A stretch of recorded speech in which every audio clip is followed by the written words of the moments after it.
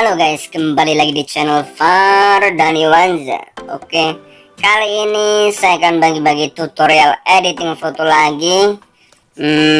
Tentunya di aplikasi PicsArt. Oke, yang belum install dulu di Play Store atau lain sebagainya ya. Langsung aja ke tutorialnya.